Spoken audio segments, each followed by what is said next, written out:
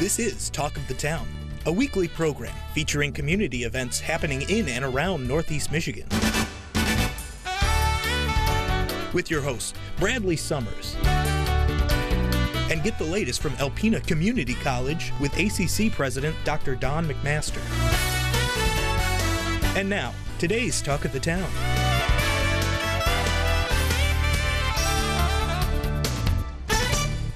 Good morning and welcome to Talk of the Town. I'm your host, Bradley Summers, and this morning our first guest is Cindy Johnson with the Huron Humane Society. Hi, Cindy. Good morning. How are you? Good. How are you doing? I'm doing excellent. Thank you. Staying warm? No. No. Right. I don't think anyone is. Oh, yeah. It's kind of came on us pretty quickly, didn't it? It did. And even though it's November, we're still unprepared. And it's nice, at least the trick-or-treaters got one little reprieve before it hit us overnight They there. did. And it was a good night for Halloween. It was a great night for Halloween. Yeah. Beautiful weather, a lot of kids were out. It was. Well, so today, I know you have a lot going on. Obviously, I know you have a lot of animals. We do. But one really cool thing that's coming out is your newsletter. We have a newsletter that we do toward the end of every year, and that will be coming out. We're hoping the end of November, and that will hit every household in Alpena. It kind of gives an update on what has happened at the society in the last year, gives opportunities for people to donate to help us fund what we do. And that's so it's a little bit of your annual report, so that people understand where the funds that are being brought in, where those bottle donations, where the monetary donations, and where these items are being used. Yes, it does. So it's good information for the public to know what is happening with the dollars that they donate. Absolutely. And they're all put to excellent use. Yeah, because being transparent with all that is extraordinarily important. It is. It is. You know, because it's not like, you know, we're buying jets and, you know, things like that. We're buying, you know, items for animals and food and cleaning supplies and all of those things, which I know are exactly why you need these donations. Exactly. It has been a tough year. I'm not sure exactly what is going on this year, but the need seems to be greater this year for animals than it ever has. So we're struggling to keep up. I think sometimes it's hard for people to understand that. We have limited staff, limited time in a day, limited space, and only so much that we can do. And we help as many people as we can. And I just looked up our numbers before I came today, and we've helped over 500 animals already this year. That's a lot of animals. Yeah, it is. So we're doing the very best we can with the tools we have.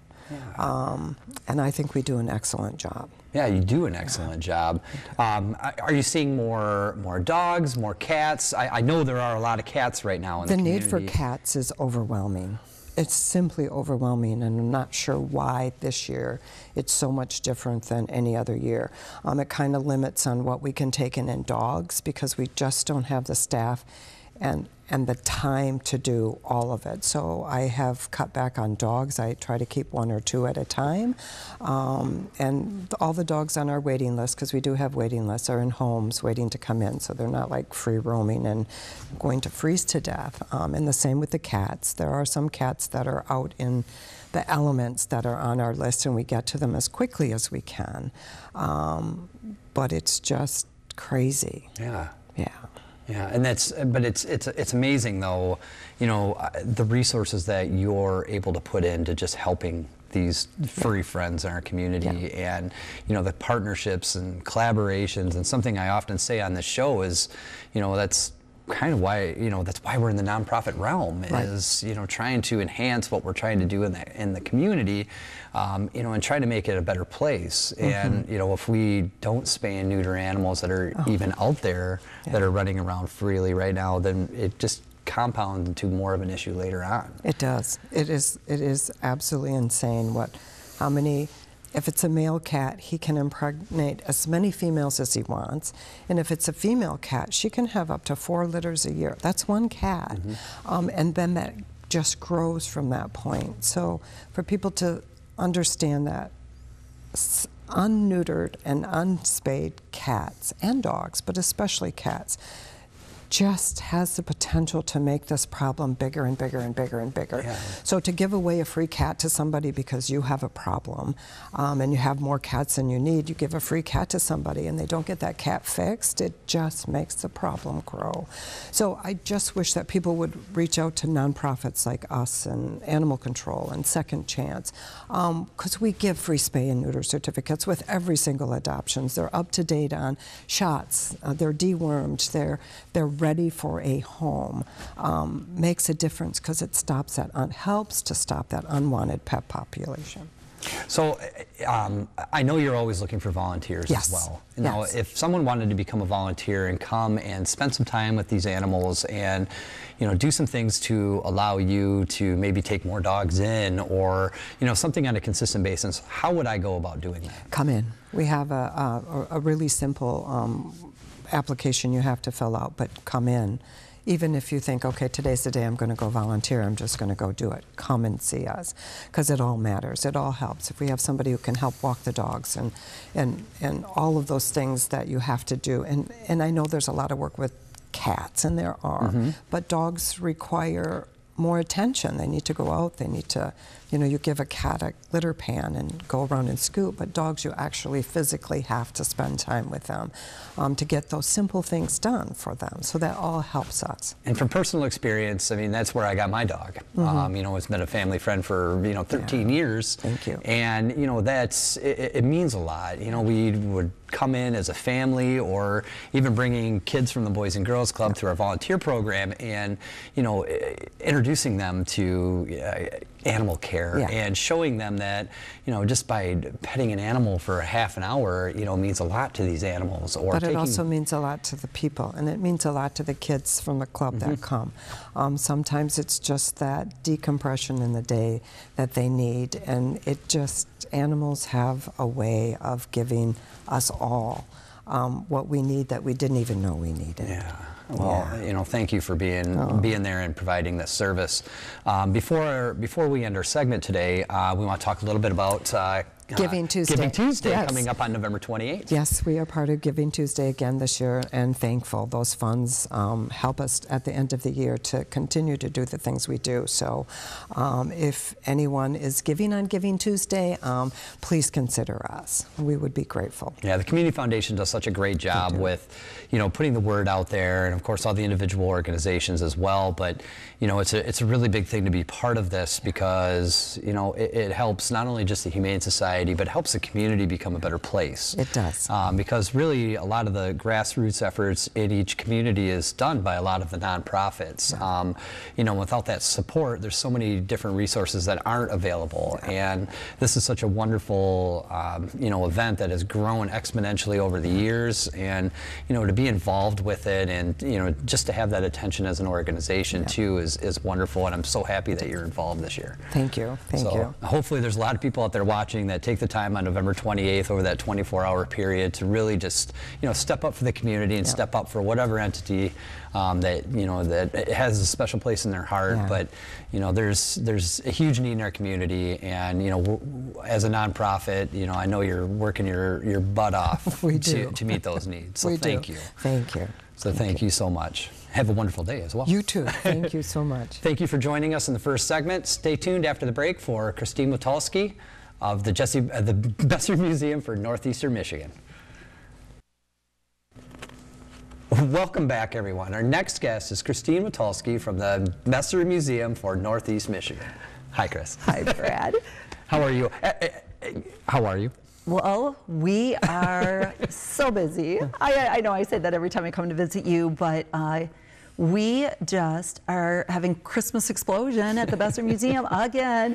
It's like we feel like we just put away the trees and we're getting them out again. And we have a new staffer that, you know, she's excited about Christmas, but when that first day we were bringing things out, because really October 31st has become our tradition of like, that's when we bring everything out.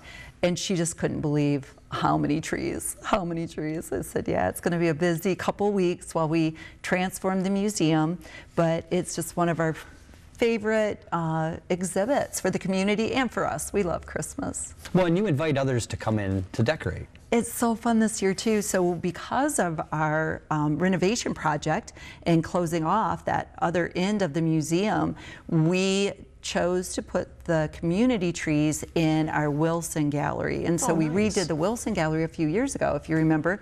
And I wasn't quite sure because, you know, we carpeted it, so Christmas trees on carpet. But it looks so nice already, just the plain trees stage. And we try to rotate and invite new community nonprofits. So we've got about 3 or 4 new community nonprofits, or maybe even 5, and they're really excited. Awesome. This year we had so many that Matt said we just had to put all the names in a hat and start drawing who gets in. And it's just that really fun to invite them. They come and decorate the tree in a way that communicates what they provide to our community all year long, which is really a good message. Even though we open our exhibit to the public on November 20th.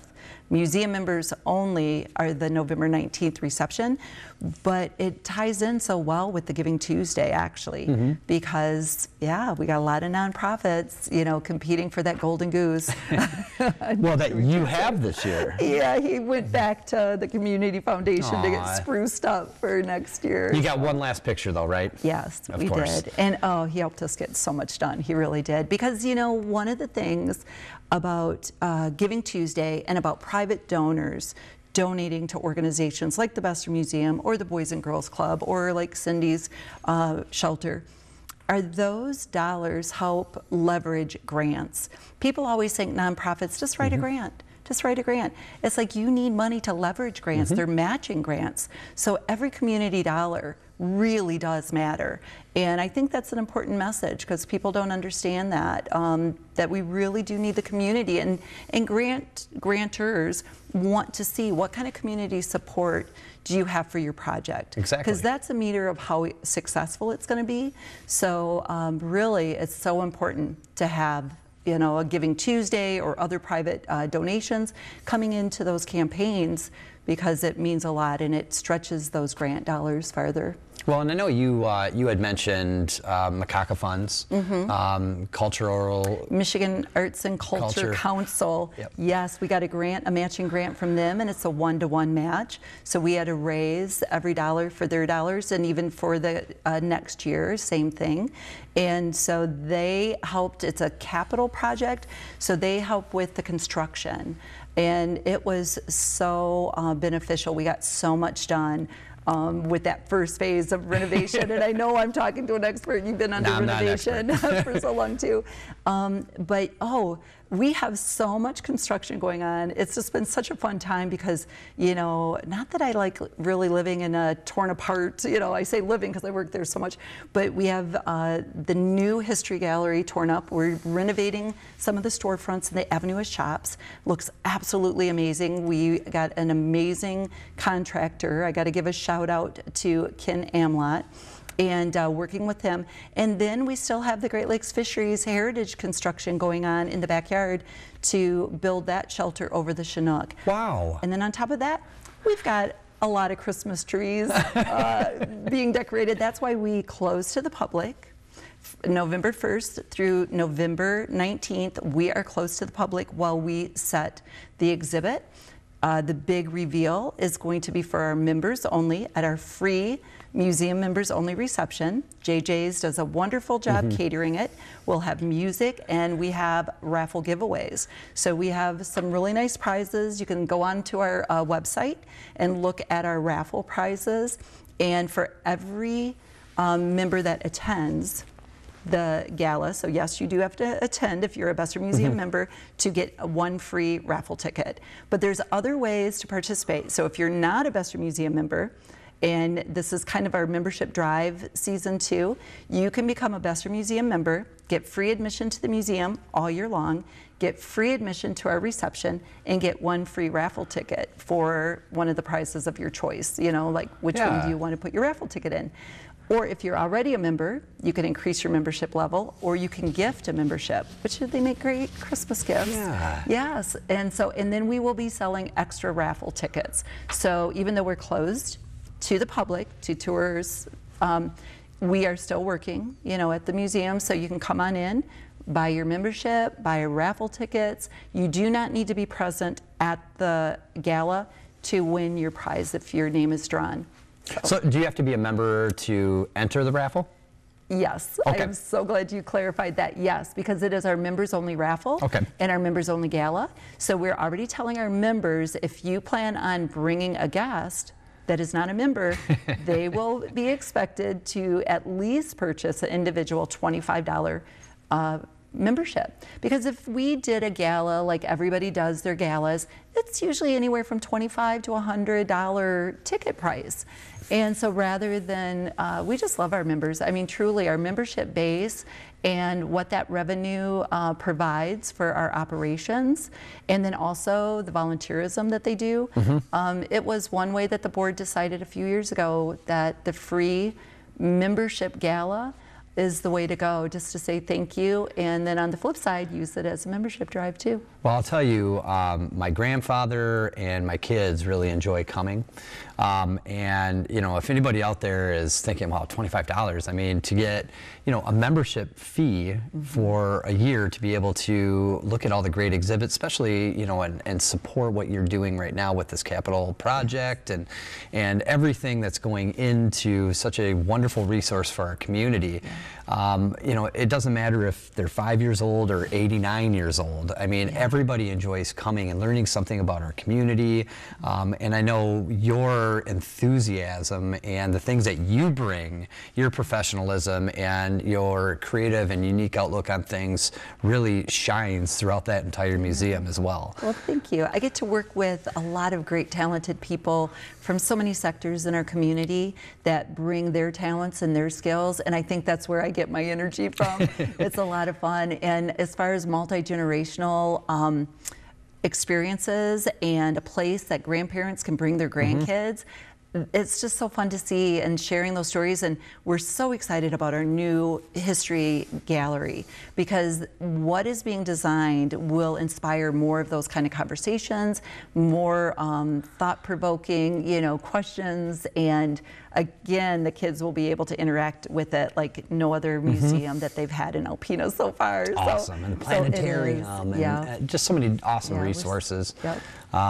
Well, unfortunately, I can't believe it's already the end of our segment. I feel like every time we just started talking. But I mean, so many things I want to say good luck to you on. Of course, is Giving Tuesday. You know, that's a huge resource for this community.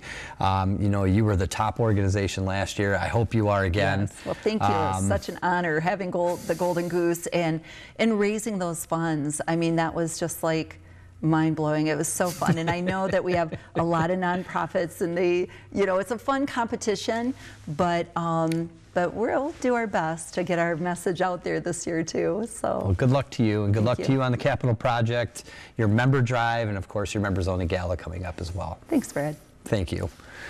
Thank you all for joining us as we continue to learn about the wonderful world of nonprofits in our community. Stay tuned after the break for the ACC segment. Greetings, everyone, and welcome to Talk of the Town. I'm Dr. Don McMaster, president of Alpena Community College. And I'm pleased to have as our guest this morning Nancy Saya, Dean of Students. Welcome, Nancy. Well, thank you, Don. Thanks for having me. My pleasure. So the last time we were on, we were talking about something called the Lumberjack Launchpad that happened this past summer and was very successful and innovative. And could you kind of refresh the viewers about that, and then we'll talk about maybe a new iteration of it. Okay, I'd be happy to. We're going to roll out, fire up another launch pad week after next, starting November 13th. This is a program that the state has, through the federal government, has given us a good sized chunk of money that we can use to help our students get ready for college in a very comprehensive way. What that means is it will be just 5 weeks. It'll start Monday through Thursday, November 13th to December 14th. It starts at 8 o'clock in the morning and we finish by 12:30. We will feed the students breakfast, lunch, help with transportation. The main focus of it, though, is to get our students ready for college with their math and their English skills. You know, we're focusing this startup right now because we have quite a few spring applicants that are coming back to college after some time out, and so we're thinking maybe this would help them with getting their math and English where it should be college level, you know, and hopefully getting them to that successful point where they feel that they can do this, you know, because when students come back after timeout, they question themselves. Can I do this? Do I want to do this? Geez, I'm going to be with a bunch of younger people, whatever. And but this is for all ages, you know, this is for anybody. Yeah, speak to that a little bit. So if somebody's out there listening and they're thinking, man, that sounds like something that might be helpful to me, is there any eligibility or any parameters on yes, that? the only requirement is that they've never had any college math or English credit. So, so if they've not taken any math in college, even dual enrollment, whatever, that they've earned college credit for, they're eligible. But the biggest thing, I think, if they complete all 5 weeks, we will give them a $1,000 ACC scholarship. Oh, to start in the spring. In the spring. Yeah. And spring is January. Yes, yes. So, I mean, if somebody, you know, if anybody out there is listening and they're just kind of mulling it over in their head, do I want to, you know, hey, this is a win-win. You know, I can't. We had this program in the summertime, and all the students they enrolled in at ACC. They are doing fabulously. When they came to us, you know, August 28th when we started up in the fall, they knew because we had a scavenger hunt. They knew all the ins and outs of the college. Yeah. They knew where to go. We helped them with their financial aid. That's another thing right now. If students are thinking about it and they think, oh, I haven't done my FAFSA or whatever, we're going to have a workshop on FAFSA. There's plenty of time right now to do their FAFSA and get it ready for the spring semester. FAFSA is the door that opens federal financial aid. Exactly, yeah.